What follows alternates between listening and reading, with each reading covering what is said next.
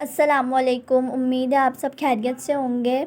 आज का जो हमारा टॉपिक है पोस्टीरियर पिट्यूटरी हार्मोन्स है। सबसे पहले तो आपको पता होना चाहिए पिट्यूटरी क्या है, पिट्यूटरी ग्लैंड क्या है। जो न्यू स्टूडेंट है उनके लिए थोड़ी परेशानी होगी, तो मैंने इसका फ़र्स्ट लेक्चर अपलोड किया है, उसका नाम है पिट्यूटरी ग्लैंड। तो ये इसका दूसरा पार्ट है। तो मैं बता देती हूँ मैंने पिट्यूटरी ग्लैंड में क्या पढ़ाया था।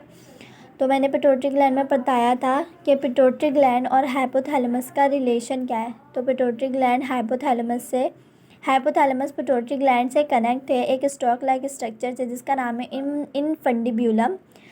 और जो हमारा हाइपोथैलेमस से एक न्यूरॉन एक्सटेंड हो रहा है पोस्टीरियर पिट्यूटरी ग्लैंड की तरफ,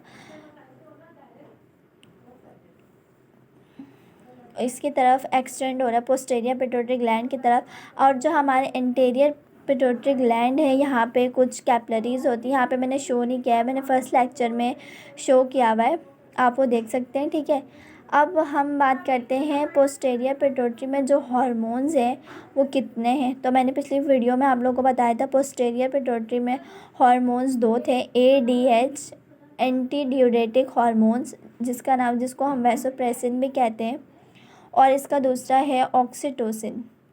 तो ADH क्या करता है, ADH डिक्रीज़ करता है, स्टॉप करता है यूरिन फॉर्मेशन को, यह भी हम डिटेल में समझेंगे। और ये है ऑक्सीटोसिन, ये क्या करता है, डिक्रीज़ करता है प्रोजेस्टेरॉन को। सबसे पहले तो आपको ये पता होना चाहिए प्रोजेस्टेरॉन क्या है, ये किस पे वर्क करता है।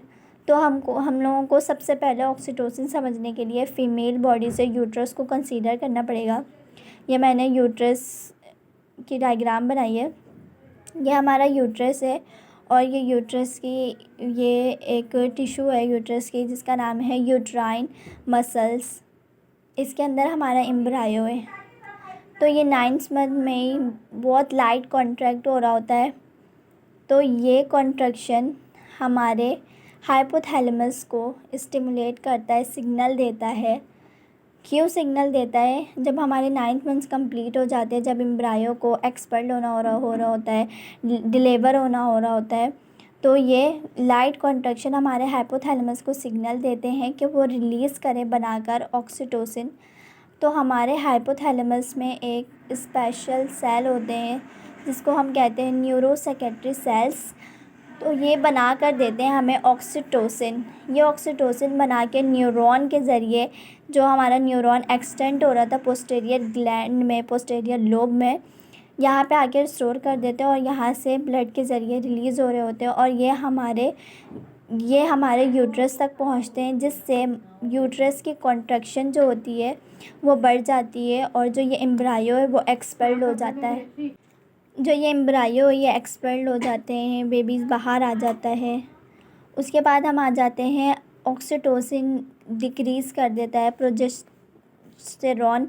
जब हमारे डिक्रीज़ हो रहे होते हैं ऑक्सीटोसिन इंक्रीज़ हो जाता है। ये कैसे होता है, जो हमारे प्रोजेस्टेरॉन होते हैं ये यूट्रस की वॉल को न्यूट्रिशमेंट प्रोवाइड करते हैं, एम्ब्रायो को न्यूट्रिशमेंट प्रोवाइड कर रहे होते हैं। 9th मंथ में इनकी ज़रूरत नहीं होती, तो ये इसलिए डिक्रीज़ हो जाते हैं, इसीलिए ऑक्सीटोसिन रिलीज़ हो जाते हैं। अब हम आ जाते हैं ऑक्सीटोसिन रिलीज़ हो रहा होता है मिल्क इंजेक्शन में। इसका मतलब है कि जब मेमोरी ग्लैंड में से मिल्क सकिंग हो रही होती है तो ऑक्सीटोसिन वहाँ से भी रिलीज़ हो रहे होते हैं।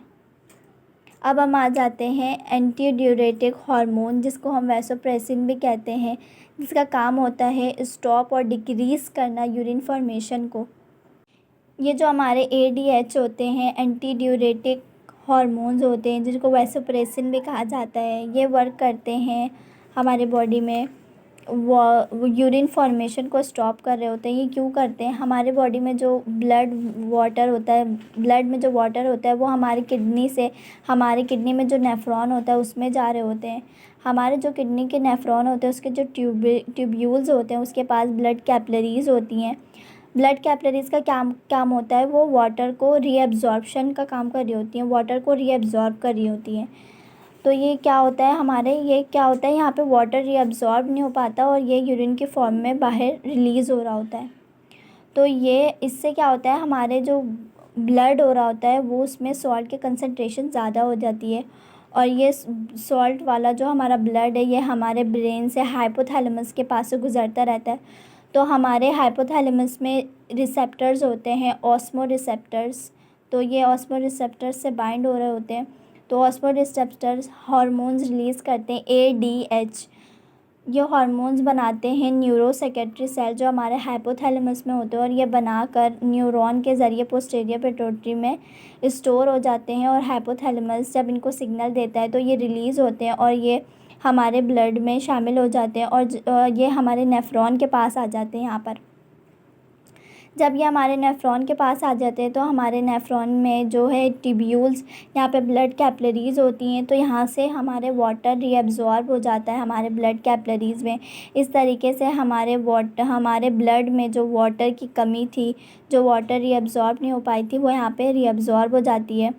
और हमारा जो यूरिन जो हमारा पास होता है वो कंसनट्रेटेड होता है, यानी उसमें सॉल्ट की कंसनट्रेशन बहुत ज़्यादा होती है। उम्मीद है आपको आज की वीडियो पसंद आई होगी। अगर मेरी वीडियो पसंद आई हो तो लाइक करें, सब्सक्राइब करें ताकि मेरी अगली वीडियो आप तक पहुंच सके। अल्लाह हाफ़िज़।